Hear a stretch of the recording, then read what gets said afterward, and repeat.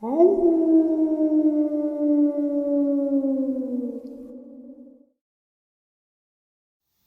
and salutations, everyone. I hope everyone is still doing well, and welcome to tonight's bonus upload. Before we jump into it, a couple links. As many of you know, I rely on Patreon, PayPal, channel membership, and the merch to help the channel to continue to grow and go. Links to Patreon, PayPal, and channel membership is in the description below. Merch displayed directly under the video. Also, Dogman Frightening Encounters, Volume 1 through 3, the audiobook versions. They were written and researched by Tom Lyons, narrated and produced by me, Jeff Nadolny. Those audiobooks are available on Audible, Amazon, and iTunes, links to which are also in the description as well. And finally, last but definitely not least, if you'd really like to help support the channel to continue to grow and go, simply subscribe. It doesn't cost you a cent. Click that like button, takes half a second. If you don't want to miss out on any of the informative uploads I put out daily, click that bell icon, and folks, please leave a comment. Why? Well, because all these things really do help the channel to continue to grow and go. And yes, folks, they definitely do matter. Now, everyone, I have taken far too much of your time. Let's jump into today's bonus, shall we? So, by covering and discussing Dogman and cryptid encounters, I sometimes talk about these reptilians, these mysterious creatures that seem to have a very high intellect, that seem to penetrate even our inner government. Well, I kind of wanted to discuss a little bit about where they possibly came from and who exactly they may be. As long as humanity has kept records of its existence, legends of a serpent race has persisted. These myths tell of a mysterious race of superhuman reptilian beings who descended from the heavens to participate in creating humankind and to teach the sciences, impart forbidden knowledge, impose social order, breed with us, and watch over our development. These serpent-like beings were not alone, but were a part of a retinue of super beings thought to be gods by the ancients. Yet, in cultures as widespread and diverse as those of Sumerian, Babylon, India, China, Japan, Mexico, and Central America, reptilian gods have been feared and worshipped. To this day, the dragon and serpent signify divine heritage and royalty in many Asian countries, while in the West, the serpent represents wisdom and knowledge. The symbol of two serpents coiled around a staff, originally signifying the tree of knowledge of ancient myth, known as the caduceus, is today used by the American Medical Association as its logo. Interestingly, stories of reptilian beings who exercise mind control over human captives while performing medical procedures on them has been emerging from the research of some of the best-known UFO investigators, such as Bud Hopkins, John Carpenter, Linda Moulton Howe, Yvonne Smith, and many others. These stories, told by average, mentally competent Americans, have emerged independently of one another in different parts of the country, but have not yet received much public attention. They tell of human encounters with creatures that have distinct reptilian features: webbed, claw-like hands, large, golden eyes with vertical slit pupils, scaly, greenish/brown skin. Such stories have circulated around the UFO research community for many years, but few experts have had any idea on how to interpret the tales. So unbelievable and so frightful are they that in the past many researchers merely filed them away in their minds for future reference, rather than risk looking foolish or being ridiculed. Little by little, at UFO conferences around the country, abductees and researchers learned of each other's similar experiences with reptilian creatures, and gradually the stories became public. Today, researchers agree that there is a variety of entities involved in the alien abduction scenario, including the familiars, Greys, tall, human-looking blondes, the Nordics, the reptilian, the Anunnaki, the hybrid, half-human, half-alien. In addition, there seem to be variations of each of these that imply crossbreeding and considerable diversity. It is not clearly understood how each type interacts with each other, although they are often reported seen together. MUFON findings. John Carpenter has kept close track of the abduction phenomenon. He is the director of abduction research of the Mutual UFO Network, or MUFON, one of the largest and most credible organizations dedicated to the scientific study of UFOs and abductions. Carpenter holds a master's degree in social work and is a highly qualified hypnotherapist who works as a psychiatric social worker in Springfield, Missouri. Since the late 80s, he has been working with more than 100 abductees and compiled information on hundreds of others. In addition, he is in contact with other researchers in the field. He has been involved in 10 cases where experiencers have described reptilian entities, and he is aware of researchers in other parts of the country with similar cases.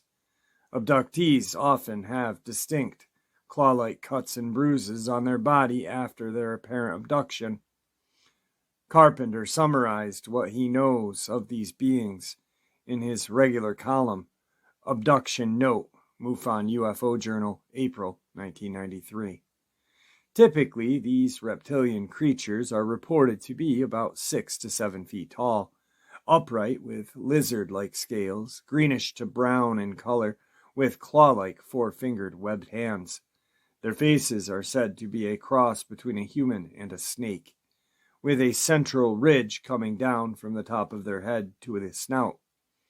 Adding to their serpent-like appearance are their eyes, which have vertical slits in their pupils and golden irises. Perhaps the most frightening and most controversial part of these stories are claims that the creatures occasionally are reported to have blank with the abductees. Supporting Carpenter's findings is a MUFON study that had financial assistance from the Fund for UFO Research. This massive study, known as the Abduction Transcript Project, is an attempt to collect and correlate information on hundreds of abduction cases through the use of sophisticated computer database. In July of '95, at the organization symposium in Seattle, Washington, Dan Wright summed up the findings based on 142 separate cases and 560 transcripts. Wright said a fair reading of those sessions indicates strongly that multiple groups of entities have been routinely intruding into the lives of Americans, children as well as adults. So, when a so-called reptilian is repeatedly described as having the same scaly skin tone, claws for fingers, and an extreme interest in sexuality, one must pay attention. The study's preliminary results indicate that the reptilian types have been reported in a relative small percentage, less than 20%, of the cases being studied. Whether the beings reported by abductees are greys, blondes, reptilians, or any other variety, the scenario of the abduction phenomenon is fairly consistent among the thousands of cases studied thus far. In addition to having numerous medical procedures performed on them, abductees also report receiving information in the form of symbols or images, the meaning of which is often unclear, but much of it is to do with the Earth's future disasters. The beings sometimes refer to themselves as the Watchers, Custodians, or Guardians of mankind, and all living things on Earth. And they say they are preparing for the time in the near future when global changes will dramatically affect life on our planet. In some cases, they have indicated that they come from various parts of the universe, including other galaxies, or from a very distant place. In what is certainly the most disturbing aspect of the procedures reported, both men and women abductees, but most often the women, report being shown rooms filled with hundreds of glass tubes where hybrid fetuses are being grown, much like a hydroponic garden. In many cases, experiences are shown nurseries of hybrid infants or rooms full of hybrid children of varying ages. Often the beings bring an infant or a child to the woman to be held and loved, and they are told that it is their child. These events were reported by alien abductee Betty Anderson Luca, whose case has been the subject of investigation for more than 20 years, and who has been the subject of 4 books by UFO investigator Ray Fowler. In his book, The Watchers, Fowler reports on a hypnosis session in which Betty remembered being told by beings who had taken her aboard their ship that men will become sterile because of the polluted environment. Further, she is told that there are good and bad watchers, which Betty refers to as angels. She is warned that there are some who are against men, that will hurt and destroy mankind. References to watchers, good and bad angels, and hybrid babies can be found in many ancient texts, including the Old Testament, which borrowed much from the older documents, including the books of Enoch. The prophet Enoch is mentioned in Genesis as the son of Cain and the father of Methuselah, and he is believed to be one of the pre-flood patriarchs who, along with Noah, walked with God. Genesis 5:24, 6:9, books written by anonymous writers credited to Enoch, were given great credence by early Jewish scholars, and thus influenced the writers of the Old Testament. Parts of the book, Enoch written in Aramaic, were found among the scraps of parchment in the cave of Qumran in 1947, having been placed there nearly 2,000 years ago by Jewish sect known as the Essence. These, of course, are the Dead Sea Scrolls. Another version exists in Ethiopia. According to Aramaic texts, Enoch was the first among the children of men born of the earth, who had learned writing, science, and wisdom from the angels. In one writing, the Book of the Watchers, we learned that the Watchers are angels, and that there are good and bad Watchers. We are told that the Watchers are angels of the Lord, come down to earth to instruct the children of men, and to bring about justice and equality on the earth. But in the case of the wicked or bad angels, the science they teach turns to wicked ends because of their sins. Their sin is that they permit their sexual appetite to dominate them. When the evil watchers descended and beheld the daughters of men, they began to corrupt themselves with them. When the sons of God saw the daughters of men, they could not restrain their inclinations. These watchers fall from grace with God when Enoch traveled to heaven in physical form to testify against them. He tells God that the watchers had begun to go unto the daughters of men, so that they became impure. As punishment for their sins of the evil watchers against mankind, God destroyed humanity, including the hybrid race of beings who are the offspring of humans and the watchers, by causing a great flood. The evil watchers are put into a fiery pit and imprisoned by the 4 chiefs of the good watchers, the archangels: Michael, Sariel, Raphael, Gabriel. Another interesting reference to the watchers was found in the same cave as the books of Enoch, but was not known until 92, when 2 biblical scholars, Robert Eastman and Michael Weiss, published their book, The Dead Sea Scrolls Uncovered. Among the 50 documents released for the first time in this book is a reference to the Watchers that is unique, for it provides one of the few physical descriptions of them. The text, called the Testament of Amram, describes the experience of a person named Amram, in which an angel and a demon were wrestling over his soul. I saw the Watchers in my vision, the dream vision. 2 men were fighting over me. I asked them, "Who are you? And you are thus empowered over me." They answered me, "We have been empowered and rule over all mankind." They said to me, "Which of us do you choose to rule you?" I raised my eyes and looked. One of them was terrified in his appearance, like a serpent, his cloak many-colored yet very dark. And I looked again, and in his appearance, his visage was a viper. I replied to him, "This Watcher, who is he?" He answered me, "This Watcher, and his 3 names are Belial, and the Prince of Darkness, and Kind of Evil." What makes this testament even more intriguing is the fact that this little-known character named Amram is quite an important personage. Amram, it turns out, was the father of one of the most famous contactees in history, the man who delivered the Jews from slavery in Egypt. This person is, of course, none other than Moses.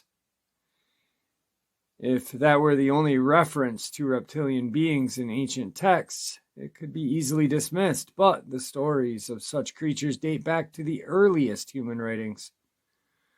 Those of Sumer, meaning the land of the guardians, Babylon, meaning gate of gods, and other civilizations of ancient Mesopotamia.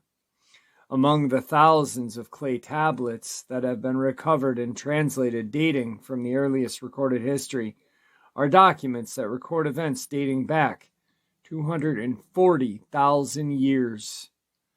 One of these, the Sumerian king list, tells the story of God, Anu, chief god of an extraterrestrial race called the Anunnaki, and his son, Enki, and Enlil. It is clear from the texts and illustrations left by the Sumerians that at least some of these gods, including Enki, also known as E, were reptilian in appearance. It is Enki who gave the first people the fruit of the tree of knowledge and who later saved humanity by warning a Noah-like figure of the great flood. These stories are so similar to the Old Testament that one can only conclude that the Old Testament's authors borrowed heavily from them. In a Sumerian tale, Enki is given the task of creating the workforce to help the Anunnaki till the soil and mine the ore, which they came to earth for. This he does through considerable trial and error, in the process creating strange creatures. The legend implies that Enki possessed a highly advanced technology that included the capability of genetically altering the indigenous species, using a mysterious process to create a clay-like substance. He was able to bind upon it an image of the gods, indicating that Enki used Anunnaki genes to create a hybrid species. It also implies that some of the early humans may have had a reptilian appearance. Our reptilian ancestors, as ridiculous and repugnant as it sounds, it is commonly accepted by modern science that humankind's ancestors may have been reptiles. According to the Darwinian explanation of the origins of the human species, mammals evolved from reptiles and gained domination over the earth only after a great disaster of debatable nature destroyed the dinosaurs. It is theorized that only then were mammals able to proliferate and ultimately evolve into intelligent beings. it is rather remarkable that the ancient Sumerian story of creation should parallel so closely to the Darwinian view. In both cases, humans are said to be related to a superior reptilian race, and in both cases, a great cataclysm eradicates the early species. In the Bible, it was the hybrid race of giants known as the Nephilim that God wished to destroy. Finally, in both stories, the survivors of the disaster start anew, eventually evolving into humans. In his book, The Dragons of Eden, esteemed astronomer Dr. Carl Sagan speculates on reptilian origins of humans and on the mysterious leap in brain evolution that can be found in fossil record. He notes that if people had evolved naturally from reptilians, as Darwinists claim, it should have taken 200 million years for mammals to first evolve, and then another 5 to 10 million years for humans to evolve.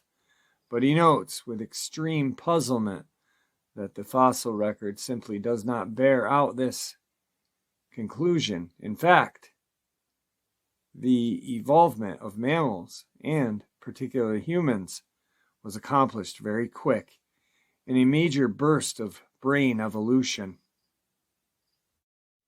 The evidence for this is clear, in fact, that stone tools do not appear gradually, but rather they appear in enormous abundance all at once. In frustration, Sagan concludes that there is no way to explain this, unless Australopithecines had educational institutions to teach toolmaking.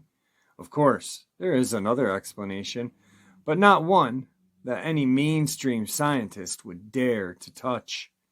That alternative is to admit that God or godlike beings had a hand in accelerating the evolutionary process. Sagan goes on to puzzle over the similarities between the reptilian brain and the human brain. He points out that at the core of the human brain lies a vestige of our reptilian past. This part of our brain is known as the R complex, or reptilian complex, is said to be part of the mind that performs the dinosaur functions: aggressive behavior, territory, ritual, and establishment of social hierarchies. The middle layer is called the limbic system and is thought to generate love, hate, compassion, and other characteristics believed to be strictly mammal. The largest part of the human brain, the neocortex or outer layer, is believed to be the home of reasoning and the place where we know the difference between good and evil. Once again, science seems to agree with the ancient creation myths, for it has knowledge of good and evil given by the serpent that caused the first woman and then man to fall from grace with their creator. If the creator was reptilian, then it could be that by becoming mammal-like and developing a neocortex, humanity became less reptilian, thus falling from grace. Other ancient texts bear out this disturbing conclusion.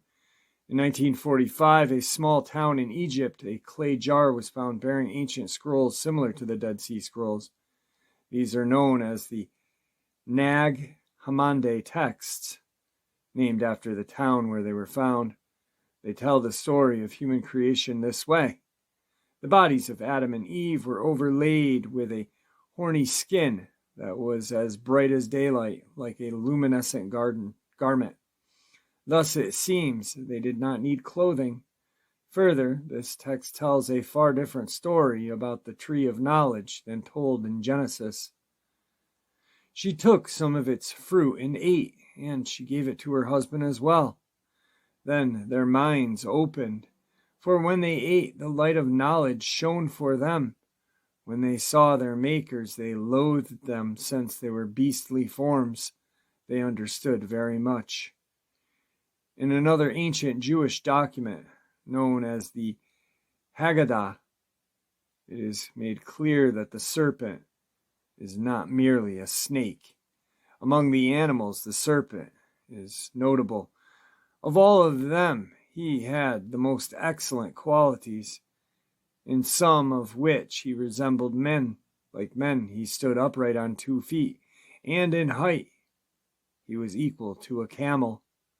His superior mental gifts caused him to become an infidel.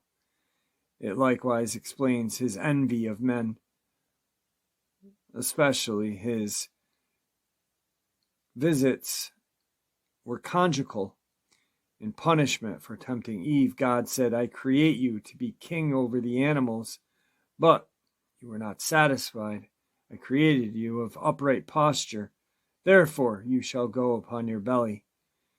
These tantalizing clues from the dim past seem to give at least some support for an idea that today's UFO occupants, reptilian or otherwise, are exactly who they say they are, the ancient guardians of humankind.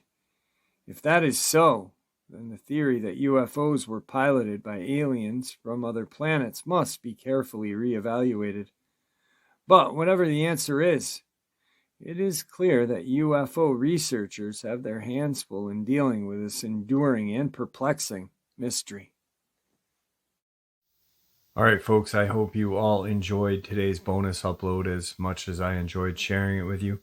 I'd like to thank you all for supporting the channel. Your support is honestly what makes this channel continue to grow and go, and what makes it a place where people can share their ideas, theories, and experiences without ridicule, judgment, and just treated with the respect that they deserve.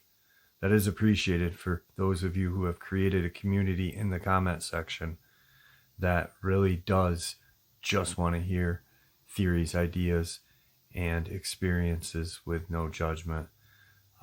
That is just simply awesome. You guys have done that, so thank you. Please stay safe, happy, healthy, and ever vigilant, keeping an eye on our children, pets, family, and friends. These creatures are real, they're out there, they're dangerous. Share this information with those you love and care about, and it may just help save their lives someday. Until next time, never stop asking questions, never stop searching for answers, and God bless.